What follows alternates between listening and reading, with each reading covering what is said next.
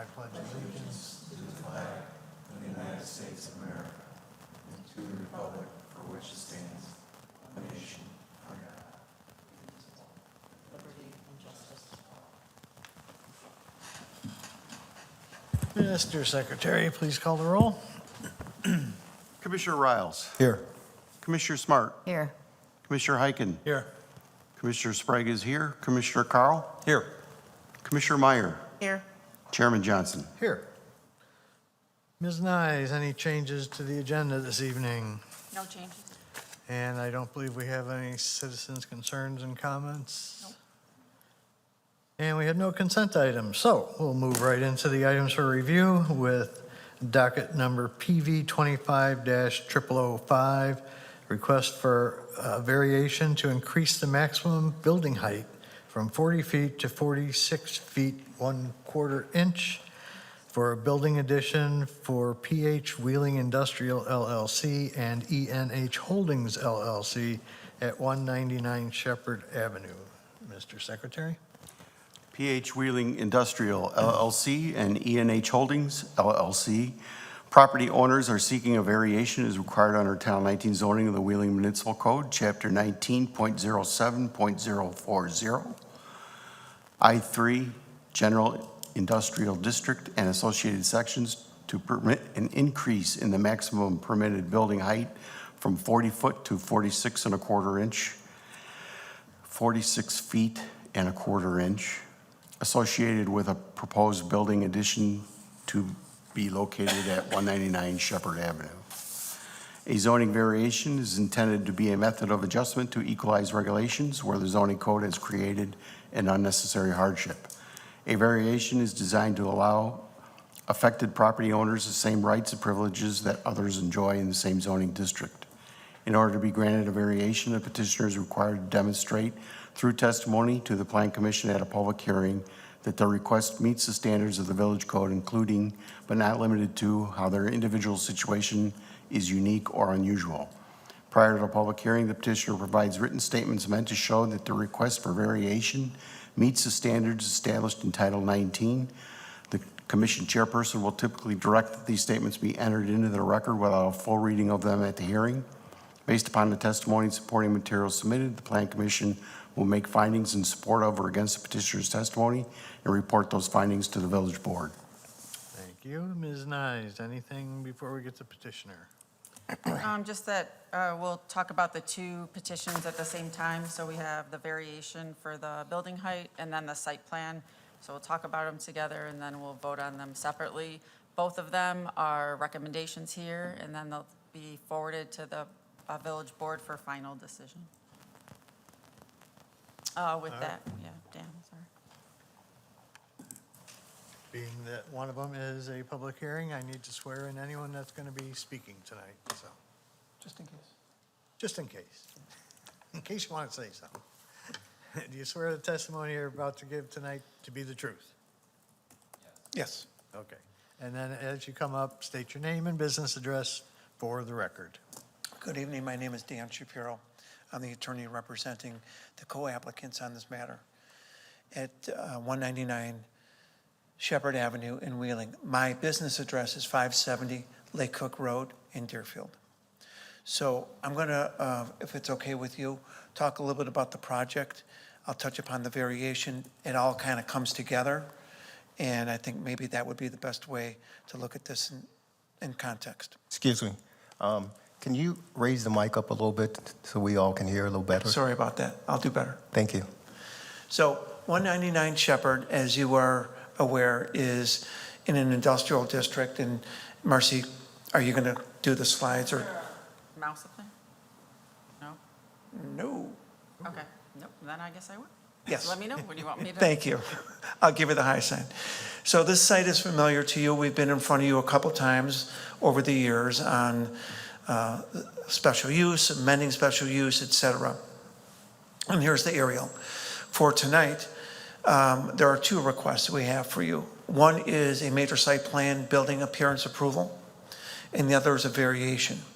With respect to the site plan, major site plan approval, What this is all about is a roughly 14,000 square foot cold storage addition for a third party to store cold items and for trucks to pick them up, stay a couple minutes, drop off, etc. We have worked with staff over the last several weeks, if not months, to look at the design to make sure that the design for this addition is compatible with your design guidelines, with the current building and in the area.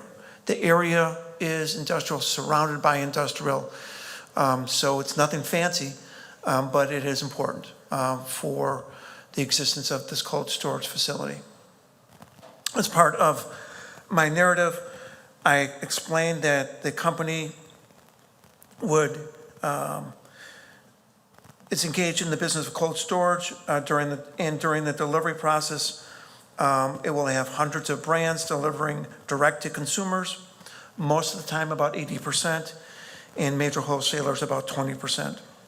It will move frozen goods with semi-trucks and requiring this 14,000 square foot addition. What is interesting about it is, and John can explain this in just a moment, we're trying to align the roof heights with one another, the current building and the addition building. But in addition, cold storage is racking, so it requires a little bit of a height extension from your current ordinance from 40 to roughly 46 and a half feet. And that's the purpose, and that's the request for the variation. It's not bothering anybody, it's not obtrusive, it's not obnoxious. It is in part because the buildings are at an L, and as you saw in the narrative, for the reasons that I just gave. The other part of this is the cold storage, and maybe we can go to the next slide. So, as you all might also know, ownership of this property has recently changed, about 2 or 3 months ago. Scott Milliman is a representative of the new owners behind me, and he's certainly here to answer any questions. John Weiss, who is our architect to put together the architectural plans and renderings that's part of your package, is here also to answer any questions. The current building is about 94,000 square feet, so this is, I don't know, less than 15% of that would be in addition. The equipment, the frozen goods will be delivered through the transport of the trucks that I just explained to you. We can go on the next slide. Hours of operation would be 7 to 4, Monday through Friday, and we're looking at very little truck traffic, 2 to 3 trucks per hour with a 30-minute pickup and delivery. So to be clear, this is not for outside storage. This is just for the trucks to pick up and drop off. From the staff report, we were encouraged to see staff tell us that the parking is compliant with the zoning requirements. And I believe we were also encouraged to see not only the recommendation, but staff's belief that the materials, the paint, et cetera, is compatible. Mercy. So here's a rendering of the proposed addition. We started this off with just a white rectangle. And we worked our way through staff's encouragement and suggestions to this, which adds some color at the edges and the corners of that, I'll call it the tan color. Here's the revised site plan, with a new site plan, which shows obviously the existing building and the parking. And now I'm going to hand this over to John, maybe to walk through some of the elevations for you and materials.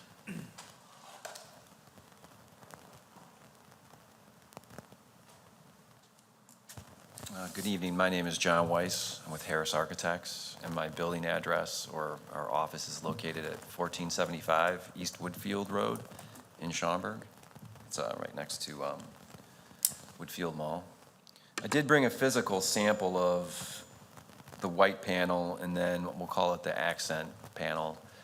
And I don't believe I have the ability to control the slides, but what we're looking at is just a basic elevation of the building that just shows the two different colors, the overall building height. And then on top of the roof, you see those rectangles. Yes, that would be what we would estimate to be rooftop equipment, condensers that then distribute cooling to the evaporators that hang inside of the building. What we're showing is the screening, and then there's a dashed line that you can see, and that's the actual unit itself. And then I believe there's probably, some product data within the drawings that show how we were intending to screen the rooftop units.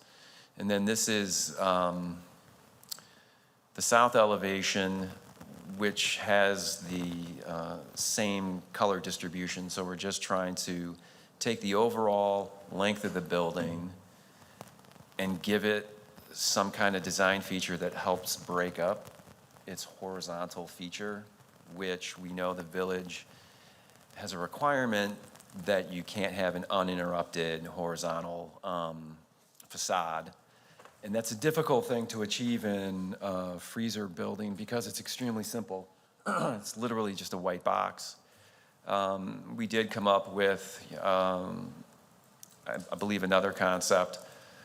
But in talks with the village, this seemed like this would be an agreeable approach. And ironically, as I was driving back home from seeing my son at school, I drove past a freezer building that did something similar, but in a gray color. It's difficult to do this in any other way because of the freezer panels.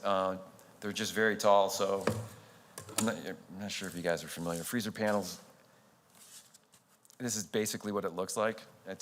I didn't take the plastic wrapping off just because I didn't want it to fall apart, but it's like 46 feet tall. One long piece that's about 42 inches wide. So trying to do something horizontal was difficult and not recommended for a freezer building. So what we did is we just decided that anchoring the corners with the accent color was the best way to help break up the horizontal featureless part of the building, because the little man doors and exit doors are white as well. And to be honest, that was really that's really the main feature of what we're trying to show in the rendering. And then I do have the actual other color as well. So you can kind of see that when you see something reprinted, it doesn't necessarily always replicate the actual color, but then this is the actual color. And I can, if you guys want to pass it around or anything like that, that's fine too. It's pretty light.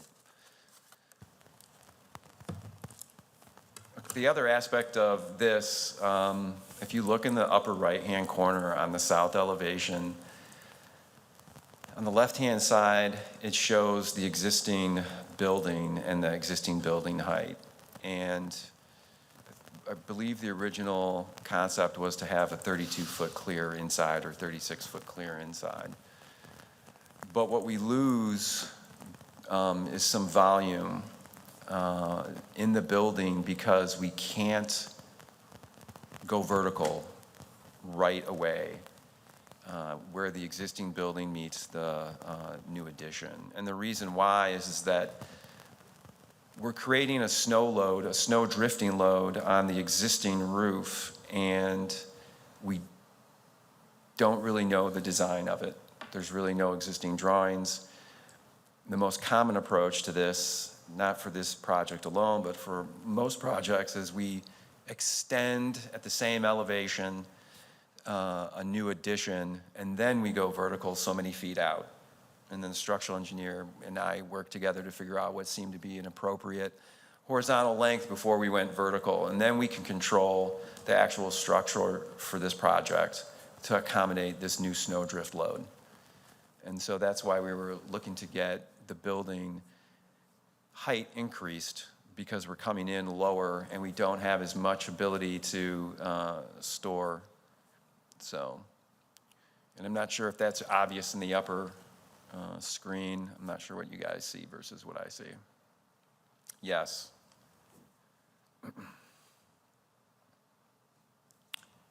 That's really about it. I don't know if there are any questions at all, but. There may be. Okay. Mr. Shapiro, anything else? All right. Then we'll start with Commissioner Riles this time. Thank you, Mr. Chairman. Good evening, gentlemen. Thank you for the renderings. Thank you for coming and explaining and breaking everything down. I like the color scheme associated with it. I'm just kind of curious, and I'm probably a novice at this. But what is like capacity for the content that you're going to have inside of this, and how does the picking up and dropping off, how does it work as far as the trucks coming in? Is there, will there be trucks coming in during the early part of the day and then in the evening, to take out whatever the content, and then at the evening, the drop off? How does that work? And the workers involved as far as loading and unloading?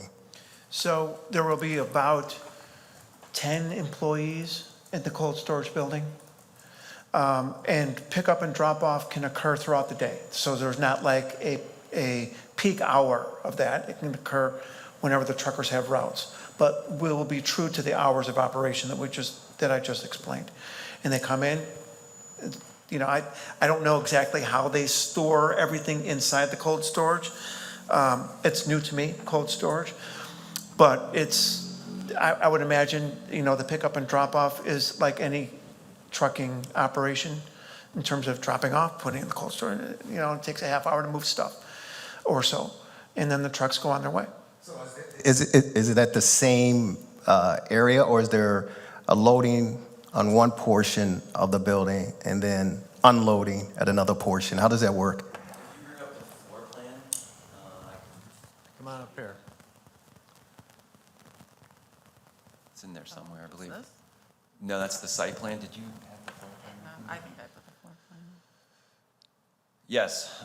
So in the lower right-hand corner, that's the loading dock area. It's called the cold dock. It's held at around 35 degrees versus minus 20 inside the freezer above that. And that's where the loading happens. The dock itself is depressed because the dock leveler is vertical and stored in a vertical position. And when the truck backs up, then the truck kind of backs up into this dock shelter a little bit, and then that leveler goes into the truck bed. And then they have in this cold dock area a little bit of a staging area so they can get all of the information, all of the product that they pick, get it ready in the cold dock. And then the same is true for when they unload. So that's really where that occurs. And then the connection in between the cold dock and the freezer is controlled through a high-speed door that opens in seconds and then closes after the forklift goes through. The next step would be to have a racking consultant come through, work with the refrigeration consultant as well. The refrigeration consultant will have like a large rectangular box that blows all the cold air in, and the height of the rack, and then the location of the evaporator. They get coordinated so that there's no conflict and that it's efficient. And then they work after that the sprinkler system into the facility. Does that answer your question? For the most part, thank you. It certainly does. Now, if the working hours are 7 to 4 p.m., what happens from that time, from 4 p.m. to 7 a.m., throughout the day? Is it manned? How does that work? Is it manned? Is it, how is it screened? How is it observed if there is an issue that takes place? What's the breakdown regarding that? I'm not sure. off hours. The off hours, the off hours. Yeah, no, I Now, I know understand. there are going to be 10 employees loading are you and talking about unloading. I'm sorry. But during your off hours, what happens? Is it Nothing. manned? It's just closed? If there's a breakdown, you mentioned, the sprinkler system. What's put in place? And I may not be phrasing it properly, but the point is, during your off-peak hours, the building is closed. There's no one in there. If an emergency arises for some reason, maybe equipment breakdown or something, what is the precautions or the procedures to address that? I don't know. You don't know? I don't know what the emergency procedures would be. I imagine it would be like any other business. If there's a problem, call the police. If there's it would be like any other business. Whatever, any one of these businesses has a situation, then the police are alerted or fire. I don't know. You don't have the clear-cut answer as to what happens during a. I don't have an emergency response Right, plan for you. okay. No, I'm sorry, sir. No, it's okay. It's something to think about, to Yes. address and look into. Some of the equipment is monitored, so when something goes. Here, if you want to come up here real Yeah, quick. sorry. This just depends, but the refrigeration equipment, some of it's monitored. So if there is a failure, they'll be, monitored with a computer, so someone can keep track of that. I'm not sure at that point who gets alerted, but I'm assuming that the company probably has a little bit of a call chain. One person or two people get alerted, and then somebody will probably have to get called out to the facility to take care of it. But at the same time, they'll probably have some kind of a maintenance contract probably established with refrigeration and probably a few other of the different utilities within the building. There's, to keep it up and running, there's people checking stuff all the time to make sure that that temperature is kept consistent to maintain the cold chain that's required, so that product doesn't get down to a certain temperature within the facility. Sure. And thank you for your time. The last question is, and I asked earlier about capacity of the products that are within the building. Do you have a number as far as full capacity? And secondly, what's the life expectancy of the products inside when there's loading and unloading? Is it a week lifetime inside? Is it a day? Is it 3 days? How does that look? 1 day or two? Okay. Capacity is going to be determined on what I mentioned about the racking contractor coming in and laying out a design and letting us know how many pallets that they can get within the building footprint. So it's determined on the height of the rack and the kind of forklift that can pick from that height. And then that determines the aisle width from rack to rack. And then from there, then they can determine how many pallets or what's the volume that they can store. I got it. Thank you. I appreciate it. No other questions. Commissioner Smart. Thank you, Mr. Chairman. I have a question about snowdrift load. I understand we're going higher Yes. because we have to account for the snowdrift. What I didn't follow in your presentation was old building and new building roof heights. Are they the same? We're going to make them the same when they come off the building so that they match as they're coming, so they look similar. We're not going to have another one that comes up just a little bit higher and then higher, or have one that's lower. So, This one? This yeah, what you see here, though, when you look at this, and it looks as if it's lower, Right. and the reason why that is that we're sloping the roof in one slope from the north side to the south side. So at the north side, that's going to be the same height, and then this comes down a little bit for the slope. And we'll work through some of those details as we start to get involved in the construction, but we're not going to be higher or essentially lower, so they'll look the same as they go through. And we can accomplish that by a couple of different ways. This one's the simplest way at that particular location, where it slopes down to a gutter, and then that goes down to a downspout. We can also lift that wall up just a little bit, a couple of feet in that spot, still have a way to slope into a downspout so that the building height will be equal on the north side and then the south side as well. Okay, all right, that cleared up. I misunderstood what you had said earlier. Okay, thank you very much. Appreciate the presentations from both of you. Thank you. Thank you. Commissioner Heiken. Thank you, Mr. President. I have no questions. My questions were already asked. Commissioner Sprague. Thank you, Mr. Chairman. Good evening. Hi. I'm just curious, are there special safety protocols to work for the employees to work in a cold storage facility? There are some safety protocols, since you're working in a -20 environment, right? It's generally an unoccupied area, unless you're in there working and picking something, in and out. Most people dress warmer than you would see people here in the winter because they're in it a little bit longer. Depending on what kind of food, depending on what protocols the owner has, they might have to gown up in some instances, so they might have a place where they put on a smock, hairnet, some other items as they go and they work within, a food area. Then they make a transition into 35 degrees. It's warmer, but it's like your refrigerator at home. So they're pretty much still wearing the same thing. This facility doesn't have the same kind of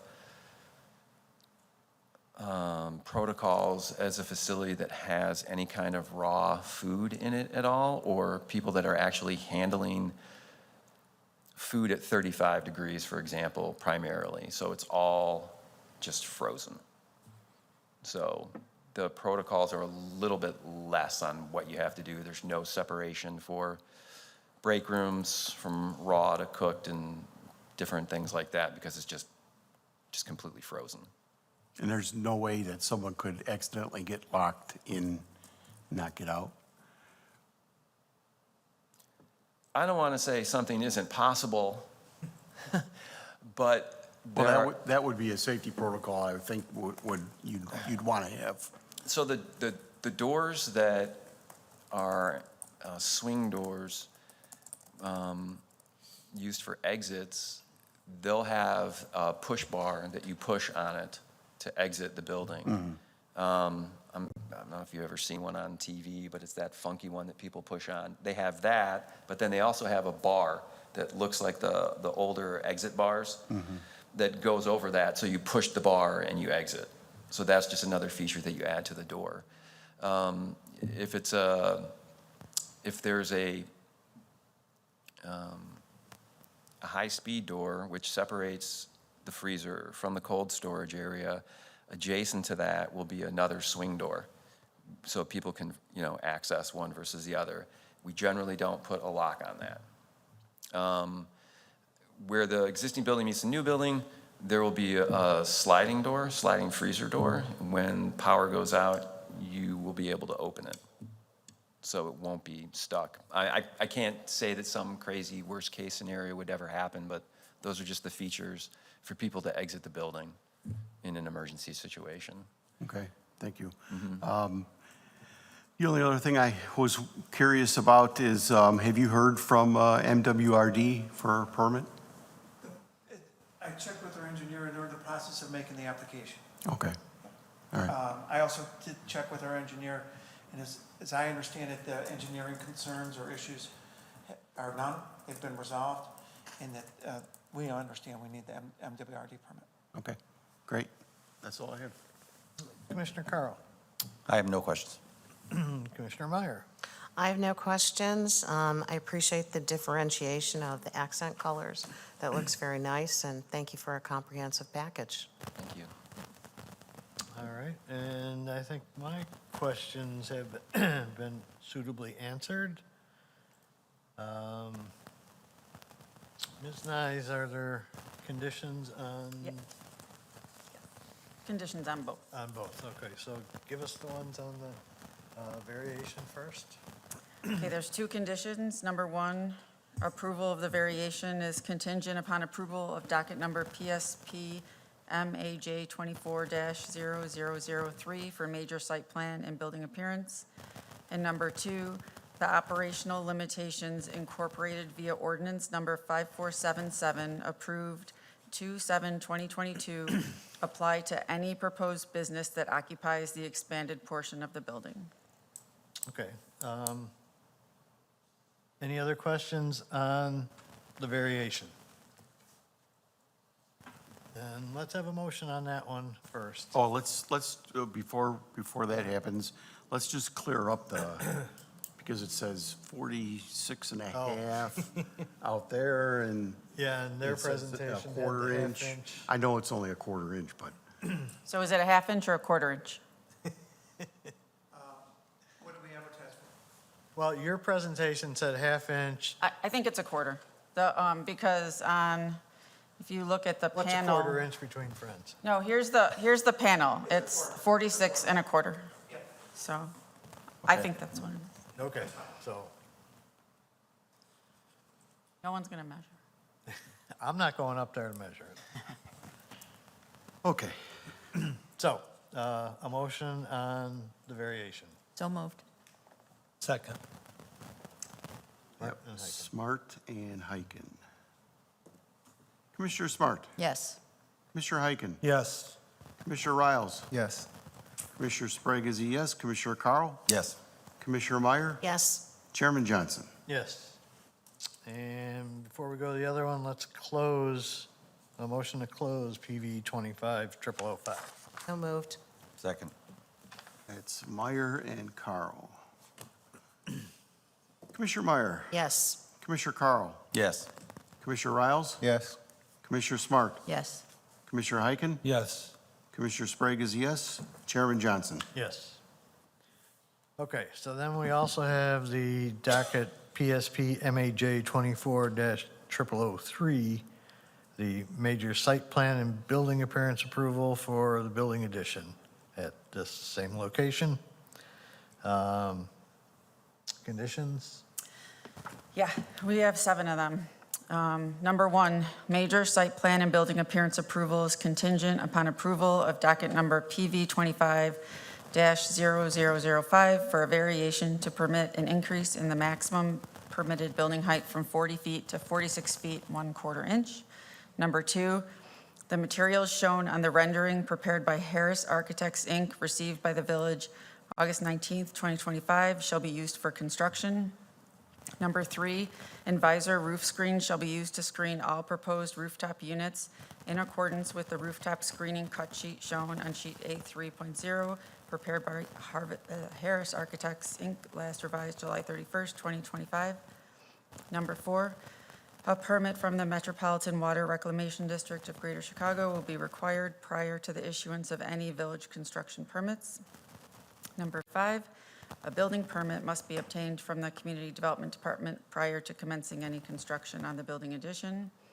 Number 6, a completed application for Wheeling business license for the new business occupying the building addition shall be included with the building permit application for the building addition to be submitted to the Community Development Department. And number 7, a Wheeling sign permit shall be required in order to permit any exterior signage to be installed except for signage pursuant to Chapter 21.6 of the Wheeling Sign Code. Thank you. Any questions on the major site plan appearance? Apparently not, so then I would entertain another motion on that. So moved. Second. Meyer and Heiken.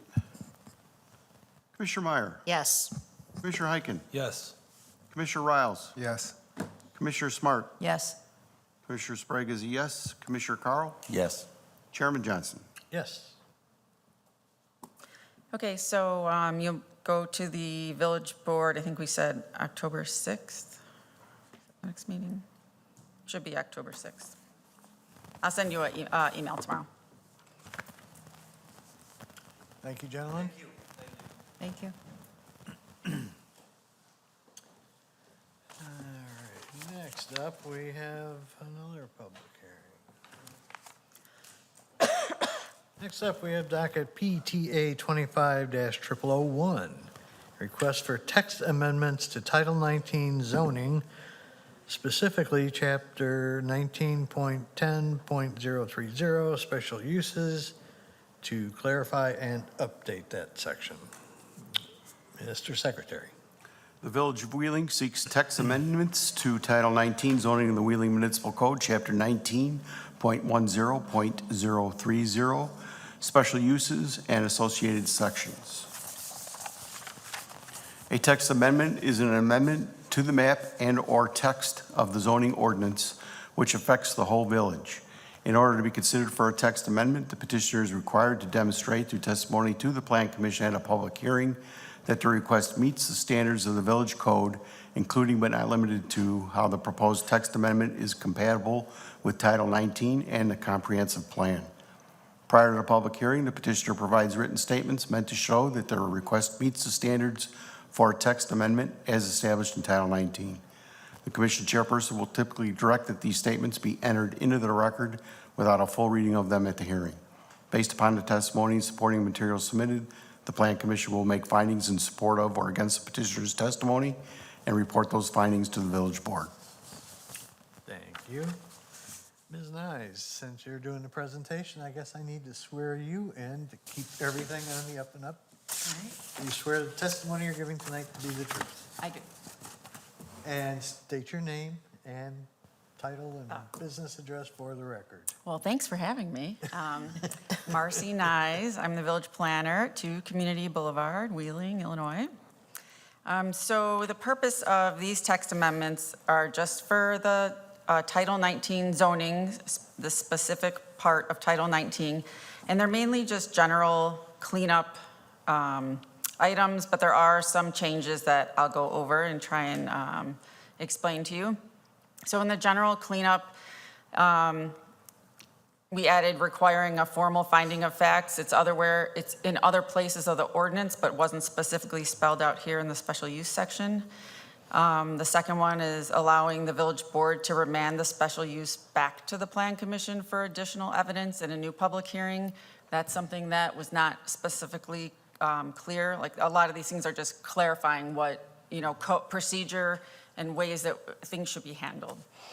The third one was updating the special use application requirements. Some of them, I think one was a little outdated, and then updating like what you need in a cover letter just to be more relevant.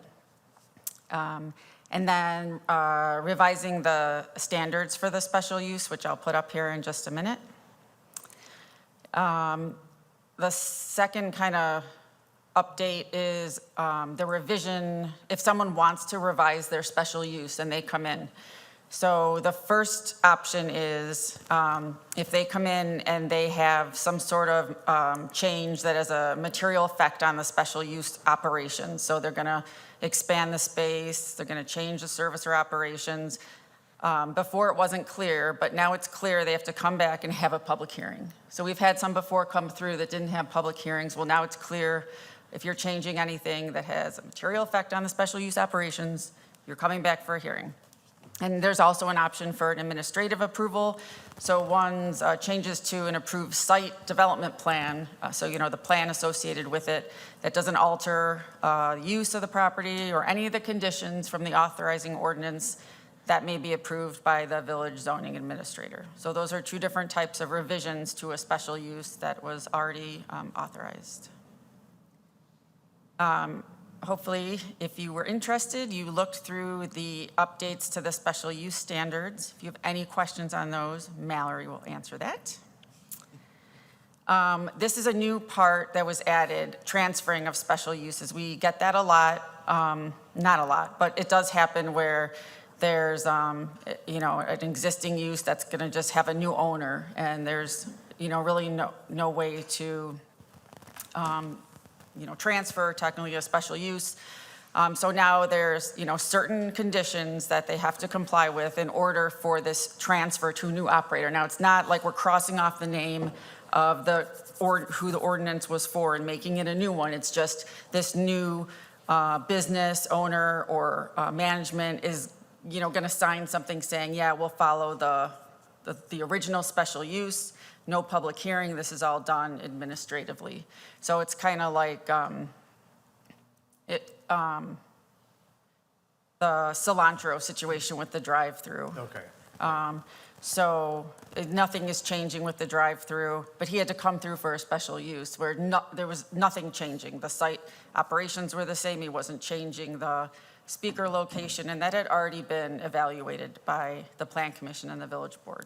So something like that wouldn't have to go back through under this transfer of special use. Another one is we updated the part of this expiration of a special use. Now this is this is what's currently in the code. A special use shall expire if the special use ceases to operate for 6 continuous months or more. That's currently how it reads. And then we added an exemption. Drive-through facilities will now be exempt from this rule. So that's one of the conditions of being able to transfer the special use, is that it can't have ceased operations during this, or how do you say that? For more than 6 months. Can you give an example of something like that? Of one that, it's the same kind of Cilantro. cilantro thing. Dunkin' Donuts hadn't been there for more than 6 months, so. Right, but also if a place has been out of business, for longer than, the cilantro one was longer than 6 months, so he had to come back. Well, same thing with the Marco's Pizza. That place has been vacant for a long time, and now the Greek joint wants to come in. It's been more than 6 months. He will not qualify for a transfer of special use unless the exemption is here. Just for the drive-through, because the Just only for the time a drive-through. restaurant needs a special use is for the drive-through component. So that's why it's a unique aspect, and the reason we have the drive-through is because the impact on traffic, the impact on neighbors, flow in the site, et cetera. Well, if the drive-through hasn't changed at all with the new proposal use, then like those impacts aren't going to change. But other uses that require special use, if there's been more than 6 months, there might be significant changes or enough time has passed. It's not like something that's as stagnant as a drive-through or static. And so that's why those wouldn't be able to transfer. They would still have to go through the special use process. A drive-through would be the only thing that's exempt, and only if it, the level of operation of that business is the same, and obviously the location of the drive-through. Yeah, They're not another- changing stacking or anything like that. Another example is like R&L carriers. So there's that big transportation, what did it used to be, yellow freight? Yeah. So it just changed ownership. So in that case, if it hadn't been vacant or if it had been vacant for less than 6 months, we could transfer the special use. If it was longer, they would have to come in for a new special use. Okay. So for them, they wouldn't have an exemption like this. So it does come up. We've had this for like a Goodyear tire shop or something similar like that, where it's the same kind of thing. And while we just didn't have a process for transferring a special use before, so now we have it, and it comes into play a lot with restaurants. And remember, some of you weren't here, but restaurants used to require special use. Every single restaurant, no matter if there was a drive-through or not. So every single existing restaurant a couple years ago had a special use. So Thank you. I think that's it. So if you guys have any questions, hopefully Mallory and I can answer them. Well, let's just open it up. Do you have any questions down at that end? No questions. Yeah, no, that was very well explained. I understand it completely. Commissioner Sprague? Yes, I do. Okay, so let's go back to the example of Marco's and the Greek joint going in there. And you were saying about he can't get a transfer now with the current special We don't have a use. method to transfer. Okay, but does that really matter? I mean, he's making changes, so he still has to come before us for a minor or major. No. He came before, he's not doing anything on the site that's different. He's not changing anything on the site. He already came before you for the elevation changes. That's what I mean. Yes, and that would still have to come in. We're talking about the special use. This is just to the special use. so- Site plan changes would still have to come before you. The changes, he still would have to come for the changes, but then the special use could be transferred instead of going through the balloting. Right, but there's also, I mean, this really doesn't, a special use really, I wouldn't say covers I guess it would cover appearance review, but that's really not. No. That would be an administrative change if you were doing something minor on the site or making minor changes to the appearance. If there was a special use, you could get an administrative change. That's where I talked about. But that's just to the special use. That's to the special Depending use. on what the level is of the site plan alteration, it would follow our normal site plan procedure. So whether that's an administrative change, a minor site plan, or a major site plan, depending on the changes. Right, but if the site plan, sorry, I don't want to like get into this, but if the site plan is tied to the special use, then it either goes through this you go back through the public hearing process or it's administrative. Right, but If that's- it's tied to the special use. But that's just for the special use component, not the site plan component. Well, that's how we do it now, so. Okay, but in the case of Marco's and the Greek joint, Marco's had a pickup window, but they weren't really a drive-through. They didn't have a speaker box. Right, but that's and all kind, that. right, and right now, we don't know what he's proposing. Yeah, we don't know if the So Greek joint's gonna do it. if it's but- gonna be, if he's adding a whole bunch, that's gonna be a problem, but, I mean, if he had a speaker box on the north side, what is it, it's facing a parking lot. Yeah, So I don't think that would be any big material. but, you know, it's not an even swap. in No. that All right, well, let's case. think of an example, like a bank. Like, one bank comes in, they Yeah. switch out with a different bank, they can transfer their Sure. special use to, if all they're doing is, changing the site plan, then they would have that administrative approval of their special use change, potentially without it having to be like a revision to it as well. Anything else, Mike? So that, I just trying to understand this. They would still have to come in for what they came in for, Yes. right? So it doesn't really expedite much if they're already here to Well, they have to go didn't through have the- a public hearing. A public That's kind of hearing. what saves you. Okay, Or say a bank replaces another bank and they don't change the exterior at all they change is their signage. yeah, Then they wouldn't have to come to us at all. I understand, no changes. No But if there's changes. changes, then it really doesn't, other than it It's the it pub- eliminates the public hearing. Right, and remember, the public Okay. hearing has a 15-day notice. Right, right. So while you could get on an agenda real quick, if you're just Okay. doing minor site plan or appearance, you do a public hearing, you're waiting a couple months. And you also have to Okay. get board approval. If it's a minor site plan appearance, then you're only going to the plan commission. So it can streamline the process. Okay. And that Now I adds understand, costs thank you. to the petition. Yes, there is a cost to a special use. Okay. That's all. Anything down at that end? Just a comment, an awful lot of work went into this, so kudos to the staff over here. This is a lot to clean up, so I just wanted to call that out and recognize that. Much more to come. House cleaning has just begun. It's been Take going chunk- on for years. Yeah. It's Chunk just, at a time. We have like a running list of things. yeah, most of it's drafted, it's just stuck in the system. All right, if there's no other questions or comments, I would call for a motion. So moved. Second. Meyer Sprague. Commissioner Meyer. Yes. Commissioner Sprague is a yes. Commissioner Riles. Yes. Commissioner Smart. Yes. Commissioner Heiken. Yes. Commissioner Carl. Yes. Chairman Johnson. Yes. And then we need a motion to close PTA 25-0001. So move. Second. Carl Meyer. Commissioner Carl. Yes. Commissioner Meyer. Yes. Commissioner Riles. Yes. Commissioner Smart. Yes. Commissioner Heiken. Yes. Commissioner Sprague is a yes. Chairman Johnson. Yes.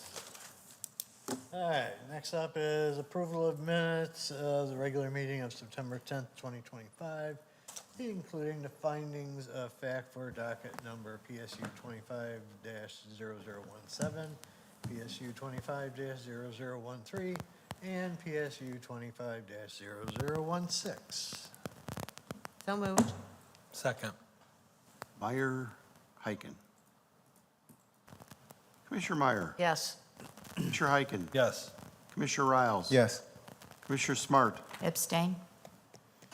Commissioner Sprague is a yes. Commissioner Carl. Yes. Chairman Johnson. Yes. Other business. Ms. Nyes, you got anything? No, I do not. Do not. Nothing down here? Any other business? Down there? Sir? Okay, all I've got is Village's annual pancake breakfast is Saturday, October 4th, from 8 to 10:30. It's next door at the police station. Admission is a donation of canned or other non-perishable food item for a local food pantry, and cash donations can also be made to the Wheeling Helping Hands. On Thursday, October 9th, Wheeling is having an active adult expo from 2 o'clock to 4 o'clock in the afternoon at the Park District Rec Center.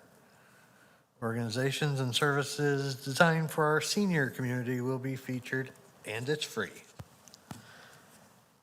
How about a motion to adjourn? So moved. Second. Meyer, Carl.